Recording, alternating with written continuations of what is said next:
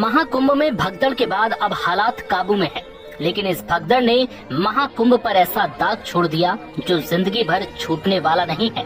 मृतकों के परिवारों का दर्द और घायलों के जख्म जिंदगी भर महाकुंभ के इस भयावह पल को जिंदा रखेंगे, जिसका ख्याल भी श्रद्धालुओं को खौफ में ला देता है।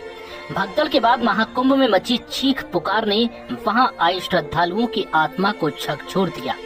भगदड़ की चपेट में आया हर शख्स बस यही सोच रहा था कि कैसे भी इस महाकुंभ से जान बचाकर निकले। इस भगदड़ में करीब 30 श्रद्धालुओं की मौत हो गई, तो वहीं 50 से ज्यादा श्रद्धालु घायल हो गए। हादसे के बाद जान गंवाने वालों के परिवार वालों ने महाकुंभ आने से लेकर भगदड़ तक ऐसी कहानियां साझा की जिसे सुनकर कलेजा कांप उठेगा। लोग क्या सोचकर घर से निकले थे और महाकुंभ में क्या हो गया, इसकी कल्पना भी नहीं की जा सकती। किसी ने सपने में भी नहीं सोचा था कि महाकुंभ में जाने के बाद कुछ परिवारों के सदस्यों का साथ जिंदगी भर के लिए छूट जाएगा।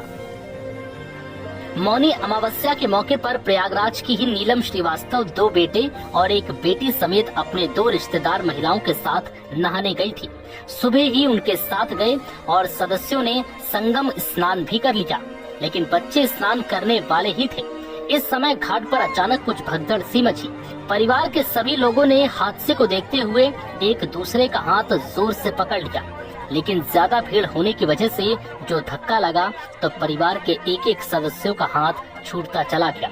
जब तक कोई कुछ समझ पाता तब तक इस अफरा तफरी में नीलम श्रीवास्तव की दबकर मौत हो गई। हादसे के वक्त रिश्तेदार महिला भी मौजूद थी। मंजर को बताते हुए उनकी आंखें नम हो गई।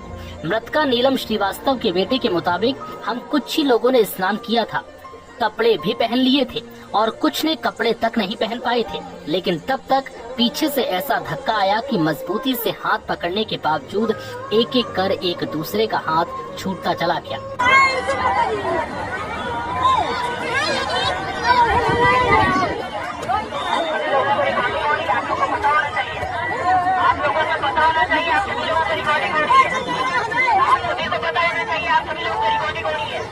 सुमित नम आंखों से बताते हैं कि मेले में मेरी मां का हाथ ऐसा छूटा कि अब वो जिंदगी भर के लिए छूट गई। ऐसा ही वाकया हुआ गोरखपुर के रहने वाले 4 श्रद्धालुओं के साथ, जो मौनी अमावस्या के दिन नहाने के दौरान मची भगदड़ का शिकार हो गए और चारों की मौत हो गई। गोरखपुर स्थित उनवल के 2, कैंपियरगंज और झंगा के एक-एक श्रद्धालुओं ने इस भगदड़ में अपनी जान गंवा दी। मृतका नगीना देवी के बेटे सिकंदर निषाद ने बताया कि मां गांव के लोगों के साथ प्रयागराज में स्नान के लिए गई थी, वहां भगदड़ की शिकार हो गई। हादसे के बाद परिवार को मां की मौत की जानकारी मिली। दोनों के साथ गए गांव के गजराज ने बताया कि स्नान करने के बाद वो लोग लौट रहे थे। इसके बाद साधु संत मठ से निकले। भीड़ इतनी हो गई कि भगदड़ जैसी स्थिति हो गई।